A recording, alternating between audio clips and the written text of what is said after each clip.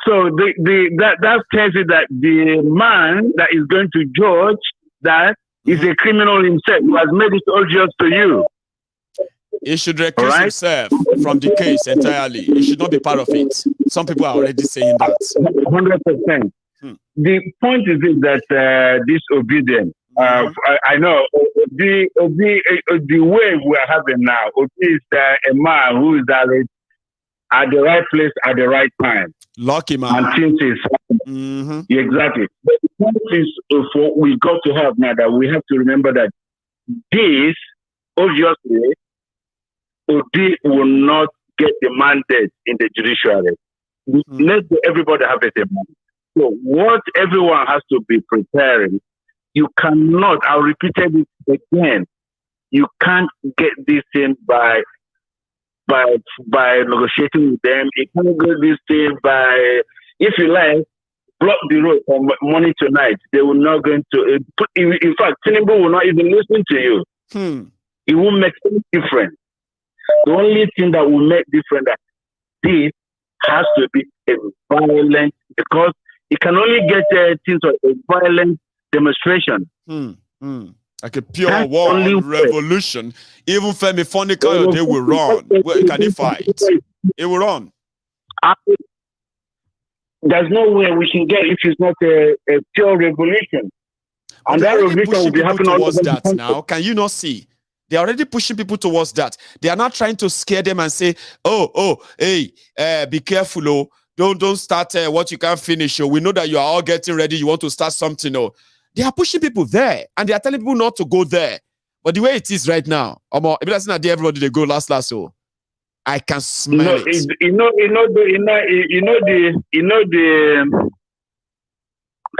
arboros. You know these arboros. The arboros you showed today. Those arboros you showed today. Those arboros will be a weapon against them when the time comes. And it won't take long. Even their soldiers, even their police, they will drop guns, drop everything, and face them too. Drop everything. And that's what they fear most. They believe that is the end goal of this whole thing. Whether they are telling themselves that or not, or whether they are telling themselves that and they don't believe in it, or whether they believe in it, right? They can smell it. That this whole thing, the people no longer believe in INEC. No, they don't. People don't believe in the judiciary. And they believe that the moment the judiciary is lost to these young people, that's last ghetto. Nothing will hold them again. Nothing will hold them again. And that is scary for the... No, you don't know that the Arboro, Tinubu have, since for the past 24 years in Lagos, he has amounted those kind of Arboro. Those Arboro will be the one fighting him again. He has actually trained the soldier that will kill him. When the shove come to push. Those Arboros are the ones that will fight him again. Because he used this Arboro against those Arboros will later turn against him. Because who are they going to fight? Who will they fight? Because this is completely catastrophic. Everywhere there will be a eruption of violence here and there. There is nowhere Nigeria will not, even Tinubu himself, how will he accept to be a president that is where you are talking to people and the people feel that you are not a legitimate president? How would you have a conversation with that people? How would you them? How can you have anything to do with them when they don't even want to see you? Look at their face. How would you look at their face? And when they're looking at you, you are talking on a national day, you want to make broadcast budget, and they look like that. What is this criminal? You'll be an impostor. That's true. So how do you have that kind of communication with people? It's and not I think possible. It's one of the battles they are fighting too. Legitimacy battle. They said that disobedient, they have rubbished Tinubu's victory. That today, it's like it is Tinubu that is begging people to see him as the president-elect in Nigeria. Have you not noticed? It's like the one begging people to say, can't you see me? I'm the president-elect now. Have you greeted me today? I'm the president-elect. Oh. Do you know me? I'm president-elect. Oh. It's like he's the one doing it. And he's blaming the obedient for it. He said they've taken away legitimacy from him. And they are telling him that we have not even started. If Tinubu and his people are very clever, is to actually to plan an exit strategy, because he has no legitimacy to face any Nigerian. I'm telling you, he has no. That is the worst thing that will happen. To be honest with you, the best possible thing that will happen actually to bring Nigerians together, if in the right frame of mind, is actually to cancel this election and to be a rerun of election, so that a Nigerian can believe there's nobody that came through. Because the damage, the whole situation is that even Tinubu damage it in a sense that he didn't understand. If this election was a free and fair, he could have won the election, nobody would care. Obi could have won it, nobody would care. So Etuku could have won. But for the fact that the rigging was so obvious and so violent, so violent and right in people's face, and you're telling them, what can you do? I am the Papa of Nigeria. If I do it, what the hell can you do? What can you do? Putting up the hell what will you do? What will you do now? What would you do? What would you do? I've done it. Okay, do you have it? It's just not possible. So he has created. Do you know one of the things that gets people angry? Do you know one of the things that get people really angry is that like Tinubu actually feels like he could do whatever he likes and get away with it. Now that is so unbelievable in a Nigeria, even as much as traumatized as Nigerians are. That's something that will automatically make them feel like, who the hell do you think you are? That you can just take the police, do what you like with them, take the military, take the INEC. I mean, then take the court and just do whatever you like. Really? Oh my, no go easy. I hope they are all ready. And look at it. Imagine in the household of Nigeria, both in diaspora, in Nigeria, Nigerians are sitting around the table with their family eating dinner. And your father is telling you, your mom is telling you, see them discussing that the president that is coming is a criminal. How does that kid think that you? That your president that is coming, these are dining table talk all over. People are sitting, those who have household, kids, 10 years old, 15. And they say 17. That man is a criminal. He's a drug dealer. The president is a criminal. Which nation does he want to lead? It's a tough one. Which nation? Let me take another call, sir. Thank you so much. All right, thank you. That in tonight, Such a pleasure. So let's have another caller. If you are still watching, right, on YouTube and you haven't really paid your offering, okay, you can please like that video. I mean, that's your offering. It's not tough. It's free. Hello there, sir. Hello. Hello. Hello, sir. Can you hear me? Yes, sir. I can hear you. I can hear you too. Yes, sir. Live and direct. First time caller. Wow. I can sense that. So, yeah. You are well. Yes.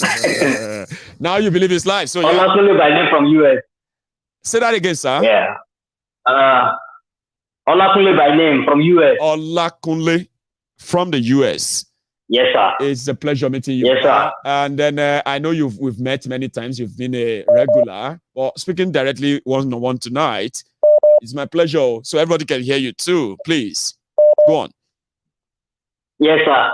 Yes. I just want to, there's one thing the last caller said about how kids, as in children, we grow up recognizing their president as a criminal. You know? That's a very sad thing. Then what I want to say to my Yoruba people, because I'm a Yoruba guy. Beautiful. My own thing tonight, I want to say something to them because, look,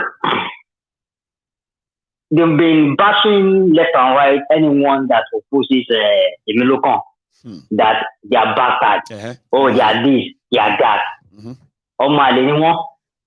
See, let me even say this before I even go. See, Baba, since I started watching you, yes, sir. As in, I see my replica, as in, my replica in you. I mean, I know I wasn't alone. How did I get all these people who listen to me if we don't have a lot in common? I know I wasn't alone. I know my thoughts, every anger in me about Nigeria and all the criminals in Nigeria. I knew I wasn't alone. So I embarked on this journey 10 years ago. I knew I wasn't alone. And I'm glad today I found a lot of people like minds. So yeah, We are replicant, Baba. I get where you're coming from. I see. I see myself in you. Because, you know, as an individual, you are the biggest thing anyone can do to themselves is for them not to know who they are by themselves. But once you know who you are, that is the most important thing. Now, back to my Yoruba people. Yes, sir. Please, don't be deceived. Always stay on the side of truth. All right? Ìjọ kan lójú tó máa bá. Ìjọ tó bá dẹ̀ gbéra ẹ̀ náà dẹ̀ ló máa bá. Ìjọ tó bá dẹ̀ gbéra ló máa bá. Ó máa dàbí mísàì ni. Supersonic jets. Elon Musk jets. Kí ló ṣẹlẹ̀? Yes. You are imposing yourself on people. Who does that? No, doesn't work that way. You said people say they are solving. You said, okay, as you go, you are solving. Okay, go and get your PVC. They got their PVC. You override that and you put yourself on them. And then you want peace. And you are complaining that they are complaining. See, yes. Now, that woman, close elementary school chicks to cry any fan kilo to cry any some to sort of like Otobo Keyamo. Keyamo, can you imagine that? Go on, Baba. Kí ló máa yàtọ̀ láàrin Keyamo àti idiot tó wà ń bẹ̀ àti in general. Let's say Tinubu, okay, what's Keyamo? Can the difference? I said, what's the difference?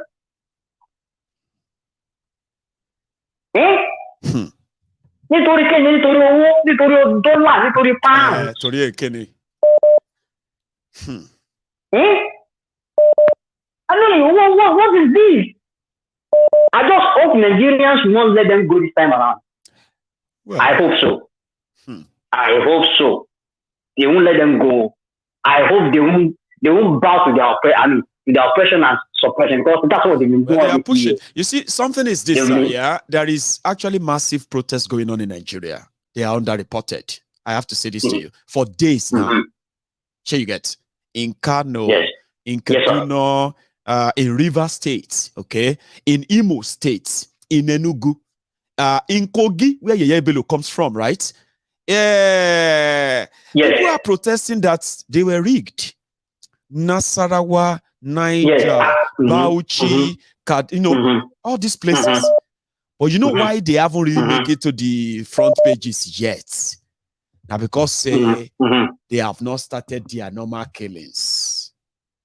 And the likes of Keyamo at FFK, they are encouraging that.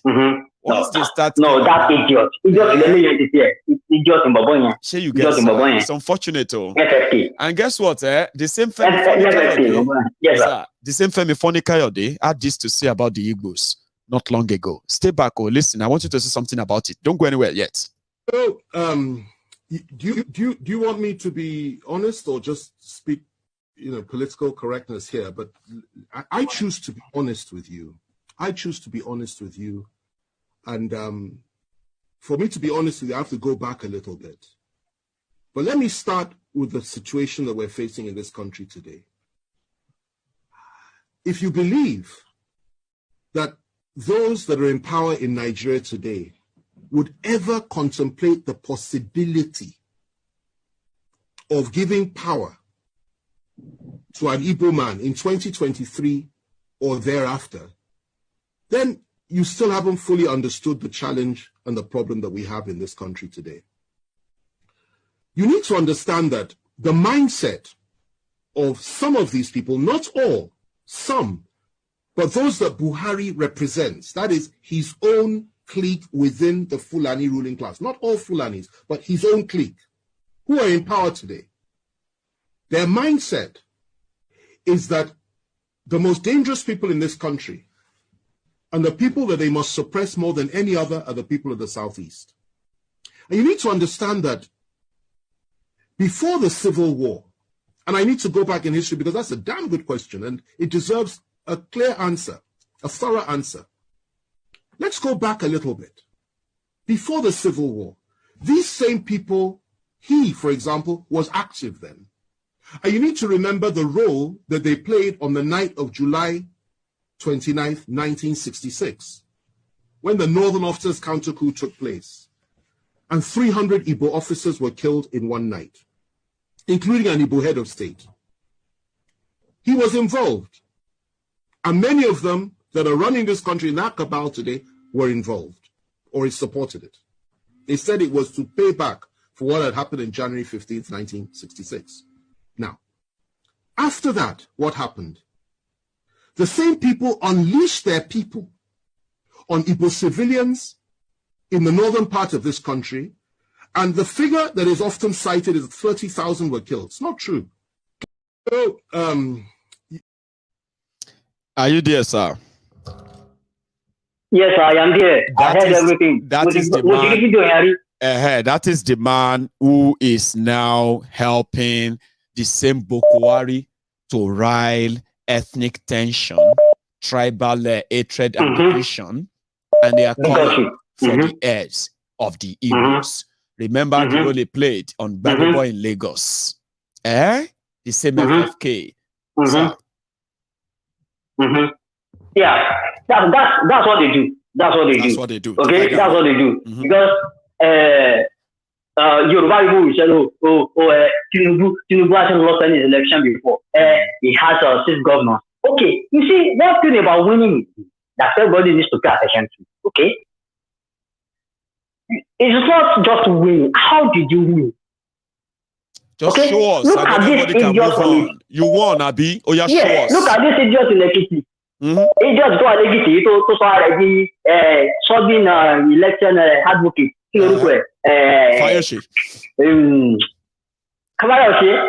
already election star all of a sudden. From nowhere, looking for ministerial position or whatever position from Tinubu now. God knows what he's looking for. He's going to probably get something. They are all birds of the same feather. A dog just doesn't back. There must be something he's backing for. All right. Only case near FCC. Do you know that, Sha? That is case with EFCC. Looting Ekiti. Yes. He's still in court too. You may not see him in court all this while. That's a compromise now. They'll say keep your mouth shut. They haven't cleared him of Ekiti. Go on. The election is fair and square. It's only somebody who is doing. I said, okay, listen, I'm a Yoruba guy, okay? I agree. Yep. I don't have any problem with Tinubu, but you want to win. Win the right way. Win the right way. All this you're winning all these years has been crooked way. It has been violent and manipulated. Yes. It's never really won anything. In Osun, in Ekiti, in Ogun, are you installing them in fair and square way? Let me ask you. Thank you. Come on now. I showed you. Thank you, sir. Continue to do what you are doing. Look, we get here. We are here for you. I know. I can feel all of you around me. Sure, you get. I can feel you, even if I don't see all of you. And that's why I said that whoever wants to try, if Mayegu is just that guy, try me. Then you'll get to know that I'm not just alone. You know, it's like when they take, it's like when they take Igbo. Okay? It's like when they take Igbo. And they realize that millions of people. Do they think there are not thousands of Igbo already? There will be millions of Igbo. You know, I was telling about what the other day. I saw the picture of Nelson Mandela and I said, how to think of it? Since the day I was born, 1984, since this present moment in time, I cannot say any of these Nigerian leaders that I can equate their integrity with Nelson Mandela. I cannot seen anyone. No, you are right. You are right. Because even that same Mandela was target terrorist, right? And after all of that thing that he went through, he passed through, and including the South Africans themselves, right? He got elected president. It was pretty much like the whole country wanted him to be president, just for them to heal, right? They made him president. He could have been a live president in South Africa. Nobody would dispute it. You know that. He served for just one term. Yes. One time only, just one. Yes. Yeah. And he left. So integrity, when you talk about this integrity, what you have in Nigeria is entitlement. People who feels like we hold them our lives. That we are giving, that we owe it to them. So they are so entitled, right? That they are so angry. They are so entitled that we are questioning them. Yes. How dare you question us? Yes. Entitlement. Entitlement. That's what they do. It's sad. That's what they do. Baba, God bless you, so sir. much. Thank you very much for stopping by. Okay. Yes, sir. And I'm so glad Keep on the good work. I'll see you again. Yes. Right? Yes. Cheers, Baba. Nice one. So this is where we're going to draw the curtains. My time is so up. From tomorrow, our time is going to change, I've been told, which simply means that 8 o'clock in the UK is going to be 8 o'clock in Nigeria. It's not going to be 8 o'clock in the UK, 9 p.m. in Nigeria anymore. Our time changes tomorrow from tomorrow evening. I heard. Is it tomorrow or today? Well, it doesn't really matter. Tomorrow we'll find out, okay? And we can share the same time. You can adjust the time. It is still going to be 8 o'clock on Mayegun's Diary Political exclusive. Every 8 p.m. You can join me. And it's always like this. New conversation, new topic, new perspective, and a lot of people making contributions. And in most part of it, most of it all right. It's just for you to understand Nigeria politics better and see why a lot of people are looking for a time that this hegemony, this corrupt establishment, this imprisoned people will be free. Freedom is sweet. A lot is scared of even having a taste because having spent so long time in bondage of political manipulation, poverty, and on, I hope that the level at which the APC, including Tinubu, the way they are going down, that they will discover crude oil down there. And hopefully you who have a taste of what freedom feels like, the day you stand up against them and you get that energy, and say, and they will be gone. So you have to keep trying. Gaslighting or no gaslighting, it is Nigeria. The battle before you is huge. The principalities you are facing is massive. And none of the problems that created this whole conversation, none of them is coincidental. They are man-made. The people who created the problems are the people you are trying to wrestle. They are the principalities. And if you want to make any headway at all, just follow me. Like they say, if you're going through hell, just keep going. Keep going. Don't look back. Oh, I'm going through hell, Mayegu. Please don't stop. Keep going. Because as they say, if you remain as your nightmare, it won't take long. Something is going to give. You have always been the one that has been giving in. Who knows? You may cave them in this time. If that happens, it's going to be this kind of feelings that you've never felt before, whether you are young or old. Or with the way the APC is going, they've had everything figured out. They've rigged the election. They've rigged the court. They will control the military and the police. They are also spending money to buy the goodwill from abroad. Because legitimacy is gone from Tinubu. Tinubu has no legitimacy to rule Nigeria. The rigged election can be proved that he won. So at the end of the day, it will have to take more brute forces, or let me say more brute force, deceit, manipulation, and including death of people who would not keep quiet. So it's going to be a tough one. Like somebody said during the call, you've done the election, it didn't work. You want to try the judiciary, it's not going to work as well. What are you going to do next? Passive revolution or active, actionable revolution? I am Mayegu, the general overseer of the Temple of Truth. You can count on me to guide you as all this, as they start happening or manifesting. I'll leave you to that. Remember, you can still like my broadcast if you haven't. You can still share it if you haven't. And you can also subscribe if you haven't. In all, I'm going to say thank you to every one of you. I'll see you some other time. Good night.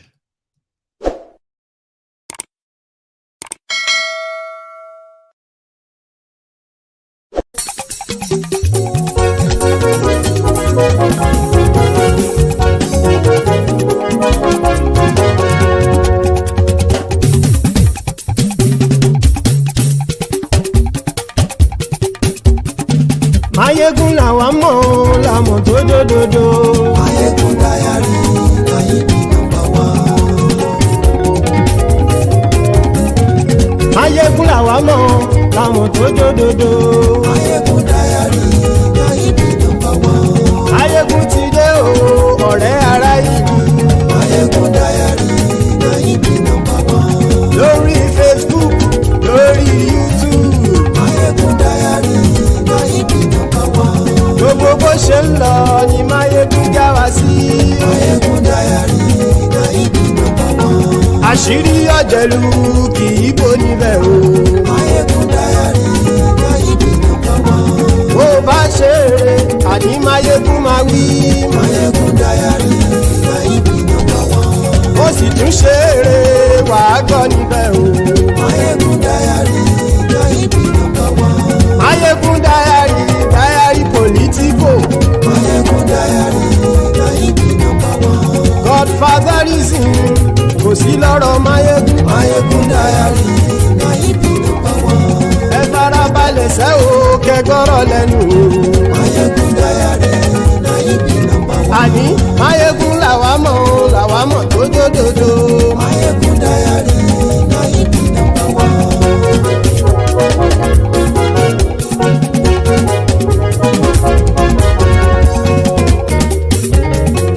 Àní ẹ̀sùn ràkì. Mayegun ti dé. Mayegun ti dé. Ọ̀jẹ̀lú ẹ̀sùn ràkì. Mayegun ti dé. Àní ẹ̀sùn ràkì. Mayegun ti dé. Lórí Facebook. Mayegun ti dé. Àní ẹ̀sùn ràkì. Mayegun ti dé. Lórí YouTube. Mayegun ti dé. Àní ẹ̀sùn ràkì. Mayegun ti dé. Bọ́ bàbá gbé wúrẹ́. Mayegun máa wí. Àní ẹ̀sùn ràkì. Mayegun ti dé. Ijó ìgbádìyẹ. Mayegun máa wí. Àní ẹ̀sùn ràkì. Mayegun ti dé. Bí pẹ̀sìdó bá rúfin o. Mayegun máa wí.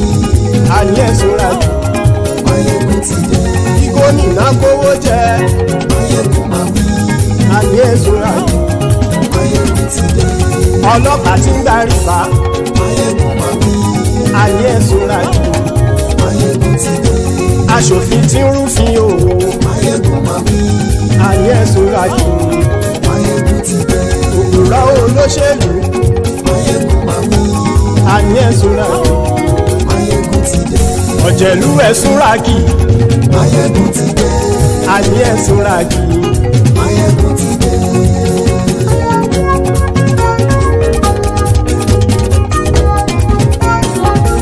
Mayegun ti dé. Gbogbo ọ̀jẹ̀lú ẹ̀sùn ràkì.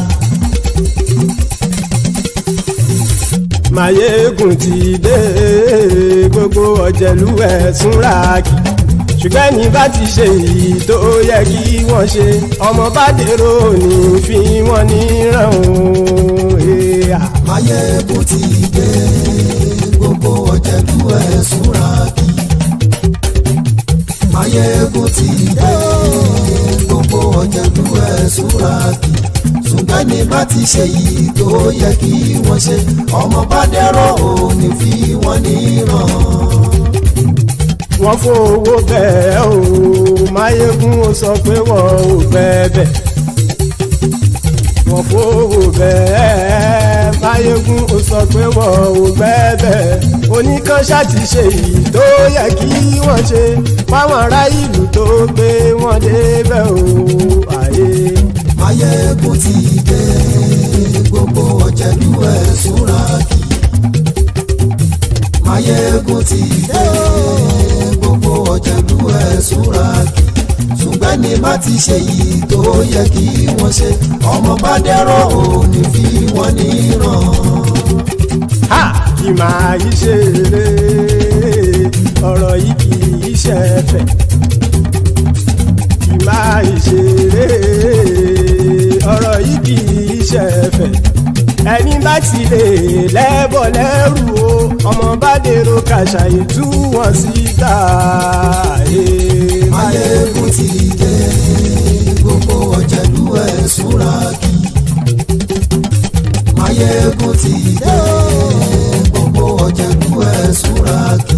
ṣùgbọ́n ní bá ti ṣe yìí tó yẹ kí wọ́n ṣe ọmọ bá dẹ́rọ̀ ò ní fi wọ́n níran. tẹnitẹni ọmọ Máyégún ọ̀rẹ́ ara ìlú mọ̀mọ́ ni mo fọlọ́hún sọ ẹ̀ bá kìlẹ́bù lóòótọ́ olódodo ìlú ọ̀tá ìlú mọ̀mọ́ ni ìwọ ṣá máa ń ṣọ́ra kò sì mọ́ bẹ̀rù bọ́tà ń lè rí bóníṣègùn lé káwọn mọ̀mọ́ fi ṣera wọn ni ó ti dẹrùn tí wọn ò gbọ́dọ̀ sì mọ́ bẹ̀. èèpo ọ̀bọ lọmọ bá dérò tàjẹ́ ò gbọ́dọ̀ jẹ́ ó ti jọba lórí àbínú ẹni kò sì mọ́ bùyà àìsíwọ́lu ní ẹnìkẹ́ ìgbódì ẹyin lábàrá o ó kó ẹni tó bá dán wò á kàmù. Máyégún ti dé gbogbo ọ̀jẹ̀lú ẹ̀ túnra kì. Máyégún ti dé gbogbo ọ̀jẹ̀lú ẹ̀ túnra kì o ẹni bá ti ṣe yìí tó yẹ kí wọ́n ṣe ọmọ bá dèrò òní fi wọ́n níran o. Máyégún ti dé gbogbo ọ̀jẹ̀lú ẹ̀ súnra kí. Máyégún ti dé gbogbo ọ̀jẹ̀lú ẹ̀ súnra kí. ṣùgbọ́n ní bá ti ṣe yìí tó yẹ kí wọ́n ṣe ọmọ bá dẹ́rọ̀ ò ní fi wọ́n níran.